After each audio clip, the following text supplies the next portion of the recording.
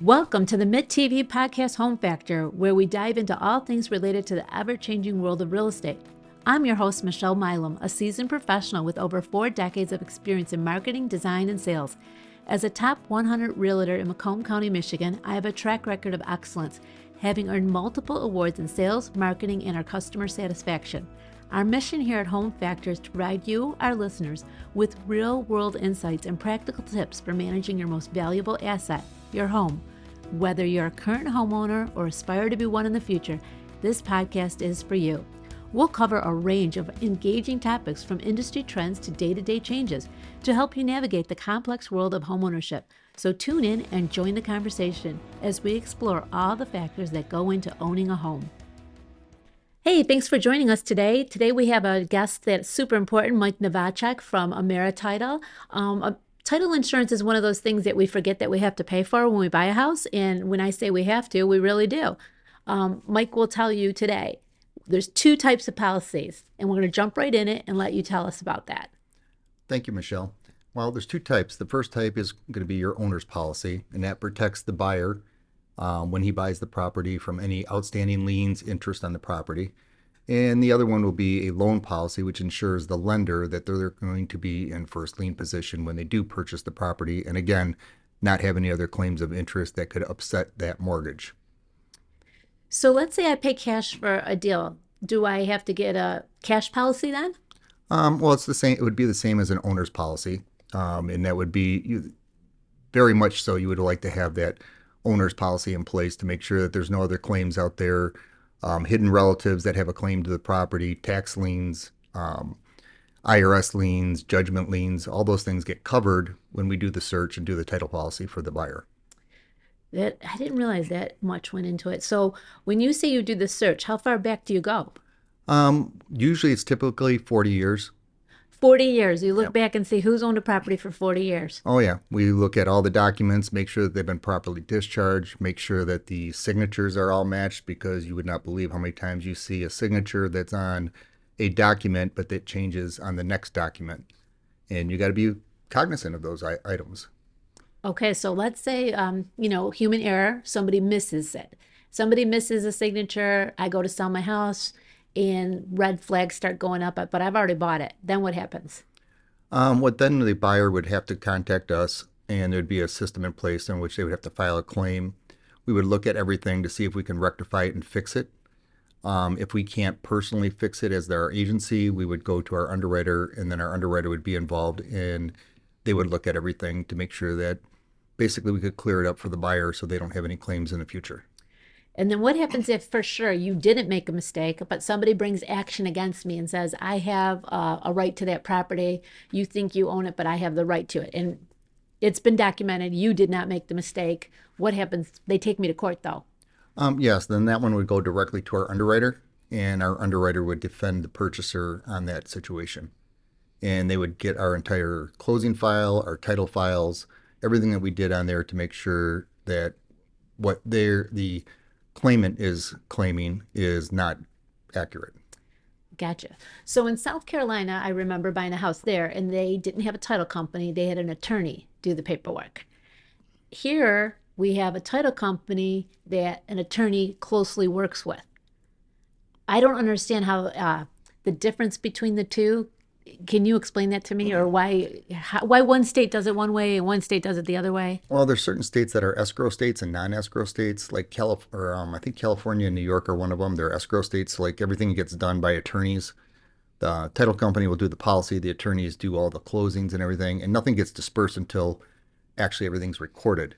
Where in Michigan, we don't do it that way. We close, we disperse, and then the recordings get done afterwards. Some of the things that are out there right now are, I think there's a couple lenders out there that are trying to do what's called attorney opinion letters, which they tried back in the 1800s and it didn't work. So And it we're blew going up. backwards? Well, that's what it's looking like. And I don't like the idea. They're trying to get around title insurance, but in the same sense, the purchaser or the seller, they're still paying for it, but there's no insurance. Oh. So if there's a claim, what do you do? Go after the attorney for the opinion? Oof. Yeah, and then they want the title companies to close these deals and pay them a small amount of a fee and basically indemnify them, which is probably not a great idea at all. So who's bringing that down? Like, meaning what organization is trying to make that change? United Wholesale, I believe it's United Wholesale Lending. I think it's Ishbia. I think it's his company, the mortgage company, and they're trying to push this through. They do have some backing, but there's a lot of people through the title insurance companies, Alta, Michigan Land Title. They're all very much against it because they've seen what's happened in the past. And usually most mistakes come when people forget the past. Of course, and the negativity that comes with history repeating itself when we don't learn from our mistakes. Absolutely. And I can tell you from doing it with the attorney and doing it the way we do it in Michigan, it was much more seamless in Michigan. Our closing didn't even get to take place on time, and we didn't even get keys that night. It was horrible. So I have lived both, and I know that we're doing it the right way here. Hopefully, we continue to use our legislation to continue the way we know how to do business and not go backwards. That's for sure. Now, the loan policy, I understand that, and I understand the need for it. Is there a different price? Like if I want to shop around my rate, do I go to different, how do I know which company to hire? Well, that's a great question. Well, most title insurance, as a matter of fact, all title insurance is regulated through the state of Michigan. Each underwriter has to file their rates. Sometimes it's usually every 3 years. It depends. Sometimes it changes, but they'll file the rates for an owner's policy. They'll file the rates for a loan policy, and they're all within $1.50 of each other. They're very similar.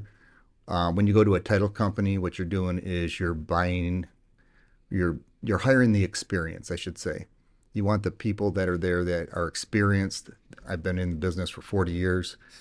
You want somebody with a great track record. There's a lot of companies out there that just get their license, and we have nightmares with them right now because they don't understand total escrow. They don't understand title insurance, searching, what clears title, what doesn't clear title.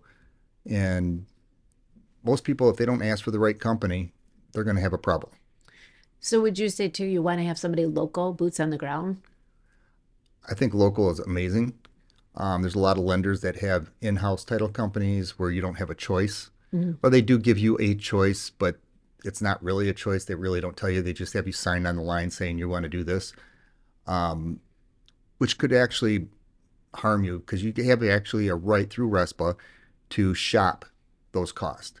And there's not just title insurance. It's your closing fees. There's other fees that are involved. And a lot of these companies that direct end up adding more fees to it because they have to make more money. And that's what they do. It's just like, just when you think you know everything about this, there's like another nuance of somebody trying to get in your pockets. So we got the loan policy, and let's say once you pay off your house and your loan policy, it's active for as long as your mortgage, like 30 years. How long does that policy carry you for? The loan policy, well, the loan policy will carry as long as the mortgage is active. You pay it off, the loan policy dissolves because you're no longer defending the relevance of the loan and their claim of an interest in there until it's paid off. The owner's policy basically covers you from everything from the day you bought it backwards. It does not cover you from the day you bought it forward. We have a lot of people sometimes think, oh, well, this just happened this year and it's for taxes this year that aren't paid. Well, you didn't pay your taxes. It's still it's your issue. You have to pay them. It goes from the date you purchase it backwards. I might have been one of those people that thought it went Forward too. well, a little bit, yeah. Because I just recently doing a deal where the person said, I just bought the house 6 months ago. I don't need to buy another owner's policy. So, of course, I thought, well, yeah, of course, there's got to be some savings there. And they're like, well, what happened in 6 months could have been major. What happened in 6 months could have done a lot of stuff. So, no, there wasn't, I was trying to be smart, but no, I was overthinking it. And I was told I need a new policy, a new loan policy, a new owner's policy, the whole kick and caboodle. So I learned that one there. Now, when you say closings, do you do closings at your office or do you go all over? How does that work? We go all over. We can do them at our office, at the realtor's office. We've done them at the person's home. We've done it at a retirement facility. We can do what's called a RON closing, which is a remote online closing where the purchaser or the buyer or the seller is out of state, and we can do the closing that way. One of the parts with a RON closing is the lender has to be approved through their underwriters to actually do those RON closings. And there's only a few lenders out there like Mortgage One and a couple others that you can actually do those RON closings with. For a seller, it really doesn't matter because the seller's not signing mortgage docs that get sold on the secondary market. Now, what happens when you refinance? Do you have to do any type of owner's policy when you refinance? Nope, no owner's policy, just a loan policy. And loan policies are cheaper than a owner's policy. Okay. Because we're only going back to the date of which the person purchased it, and going forward, we don't have to do the full 40-year search, which is very beneficial, and it's more cost effective, and that's why they probably have a cheaper premium. And if I get a home equity line, do I need to engage with title? Most lenders do not they will just do a search, which I think is kind of ridiculous, but they will just do a search on the property and not do title insurance. I think anytime you're going to lend out $100,000, you kind of want to make sure that you're insured to make sure that there's no other interest other than just a search. A search is just kind of an opinion. Here, this is what's out there, and if the person doesn't read it correctly, they could have an issue. When a person buys a house nowadays, they wire their funds to you, or do they bring them in a cashier's check? What's been the thing on that lately? Most of the time, anything over $30,000, we try to do wires because of the immense amount of fraud that's out there. We got a lot of check writing fraud back in the day. That's not as prevalent as before. We'd have people that would bring in a cashier's check and then endorse it and then take a picture of it with their camera and then redeposit it. And then we go to put it out there and the check was already cleared. Oh, Lord. Doesn't happen all that often, but it has happened. So wires are more preferred. They're a little bit more, what's the best way to put this is they're a little bit more detailed in trying to get it taken care of, but it's a lot better way and more secure to do it. So you said 40 years in title. Yes. Well, you don't look like you've been in title for 40 years. So how many years have you actually owned a Merit title? Merit title since 2021. I started in the business in 1984. And are you saying that you're going to get more offices? Do you like the pace that you're growing? Do you want to continue to go with this? I love the pace we're growing. We're doing well. Things are going in the right direction. We have a great company. We got great employees. We got great customers. We are kind of picky on the customers. I like to have customers that do great business like yourself and do honest business. I don't need people that call me and schedule a closing 18 times because the loan officer said, I think we can close next Friday, but they don't have approval. Happens a lot. Then what it does is that ties up everybody else for the agents that do it right. So we don't need those kind of people. So your customer is the realtor. And we should point that out to people that the realtor 90% of the time will tell you which title company they're affiliated with or they use. But people have the right to choose their own title company, of course. So you can always say AmeriTitle is my title of choice because they're located in Sterling Heights. We're in Macomb County, and they should be your title of choice because they're one of the guys that actually cares and shows up every day. I know that whenever I come by the office, you're there, your staff is there, everybody's there. Even if it's a sunny afternoon on a Friday at 4 o'clock, you're still there. So I do respect the work ethic over there at AmeriTitle. I get phone calls at 7, 8 o'clock at night, and I get them on the weekend. So I'll return everything I can as fast as I can because not everybody works 9 to 5, especially realtors. And sometimes they have a question, they need an answer. And we try to accomplish that by giving them everything that we can to make them look better. And you've been there for me. I got to thank you for that. I mean, I always tell people part of my success has been my business partners. And AmeriTitle is definitely one of my business partners. That's hands down for sure. When you say that you have a great staff, is there many people working there? Like meaning you have outside closers that can go to other offices and are willing to travel to the other realtors? Yep. We have outside closers. We have our title examiners. We have affiliated with attorneys. Our processors, all at least having at least 20 years experience. Amazing. Not somebody that's hired last week, 2 years ago, 5 years ago. They know the ins and outs. They've been through the recessions. They've been through the refinance booms. They've been through the short sale issues. They've been through it all. So you're going to get the right answers when you call. And I do notice your staff is always friendly. So I must say, you must pay them decent because they're always friendly, they're always happy. And that's hard to find in support staff. So, and you've It, had the same support staff since I've been doing business with you for a few years now. the people that are with me have been there since the beginning. Beautiful. And I'm talking with other companies. We brought them along with us because they know what they're doing. And if you pay them right and you treat them right, they stay with you. And that, I think, says volumes. That's amazing. Totally amazing. So what is something you can tell us is for number one, the funniest thing or something that's happened in the title business that you can say it was a real head spinner or something that really made you laugh? I get all sorts of different things, especially in today's market, because most of the sales right now they're strange. They're just the best way of putting it. They're mostly estate deals, divorce deals, people getting transferred. Those are the major, I would guess, the major portions of our business right now. Because most people that are at 3 and 4% don't want to go to 7, so they're kind of staying put. So the things that come out, and the biggest things we come out, are people that go and have trust done, and they have a great attorney, and they do the trust paperwork, but they never put the property in the trust. I noticed. Yeah, that happens a lot. Or they don't get the tax ID numbers for the trust. Everything's not totally finished, and most people don't know to ask their attorneys, is the property in the trust? Did we put it in the trust? Do I need to put it in the trust? Do we have the tax ID numbers? Do we need to set up a separate bank account? These are all factors that need to be put in place or know before you sell the property. And most people don't understand that. As a title company, we have a huge checklist that we give our realtors, and it actually asks them, when you go to your listing appointment, these are the questions you need to ask your people. Is it an estate? Is it a divorce? Is it a standard sale? Is it a probate? Is it a trust? If it's the trust, we need the trust papers. We need a certificate of trust that says who has the authority to sign. Now, when you say the trust paperwork, because I'm dealing with this right now, this person has a binder. Now, you don't want that whole binder, do you? No, usually, and here's the biggest thing. Most of them are called revocable trust. And a revocable trust says, Michelle, you have a revocable trust that says that you can change your trust at any time. So you and your husband own your property. It's in the trust. If you turn around and sell, you want to send everything that you have to your children after you guys pass away, it's outlined in there. It says that Michelle and her husband are the trustees.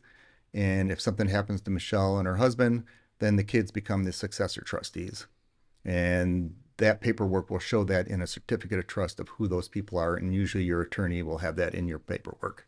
Okay, gotcha. Because I just had a guy tell me, well, I said, send me over your trust. And he goes, well, the book's really big. And I thought, I'm scratching my head going, what do you mean the book's really big? And he literally took a screenshot. He goes, this is my trust. And I said, no, I'm going to get with Mike tomorrow, which I am, Yep. via this podcast to find out, okay, what does this gentleman actually need to send you? Because I've been so spoiled. You guys have keeping me on task that I forget sometimes what we have to look for. Yeah. So We've even had people bring in that huge binder, and we'll actually just go through the binder and get what we need, make copies, and then give them back their originals, so they still keep those originals. beautiful. A lot of people don't want to give it up, or there's information in there that they don't want everybody to see. We don't want to see all your information of what your assets are.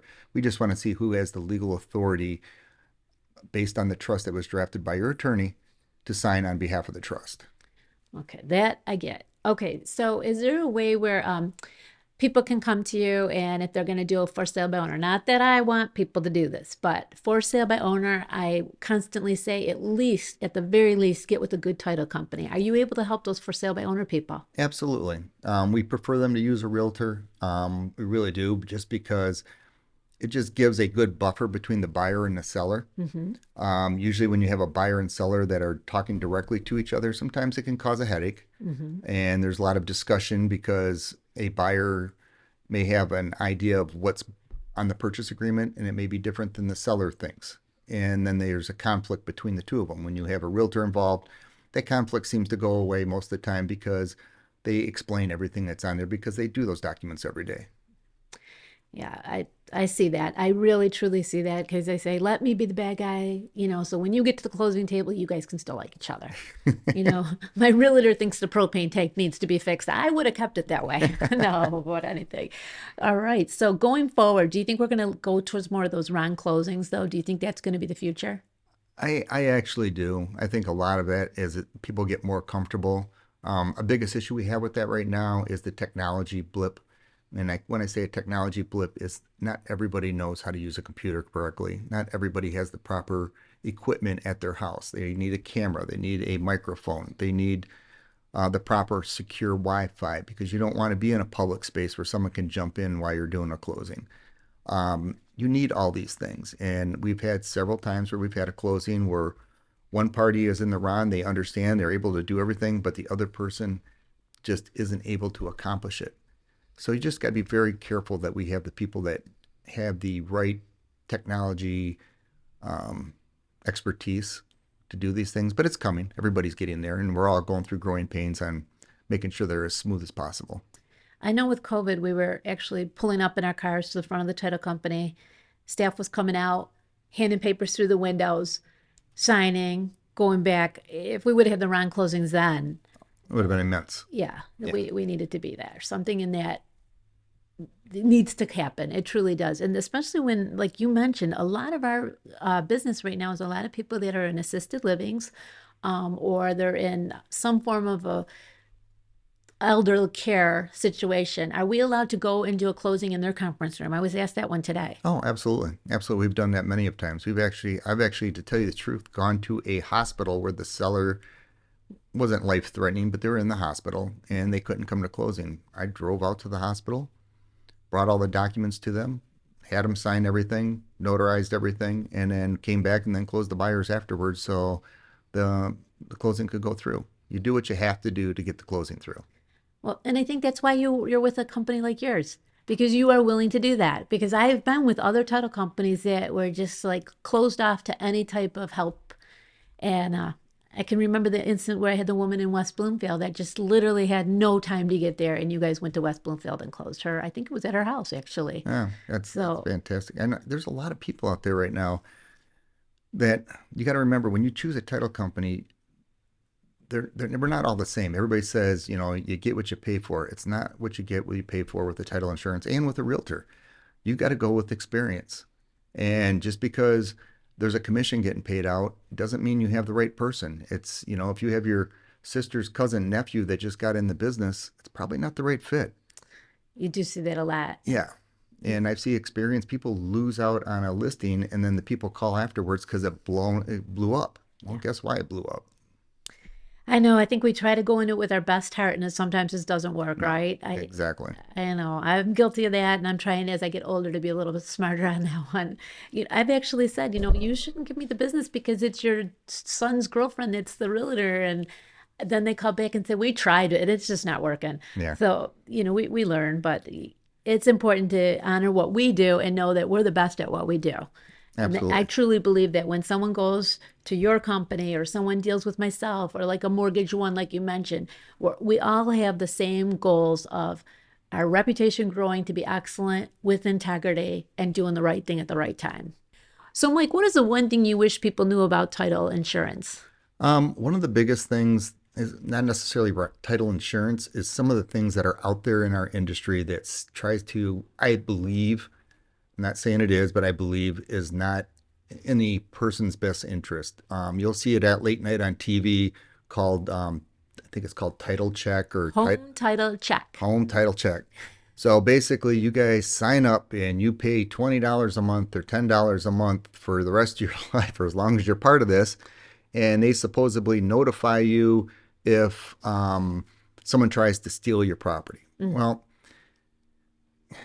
people don't understand that for somebody to steal your property, it's very, very difficult. First of all, the counties have the ability, like Macomb County, where it's called fraud check. You go into the Macomb County Register of Deeds, it's called fraud check. You click on the button, you put in your information, your name, your email address, and anytime anything gets recorded with your name on that, it emails it to you for free.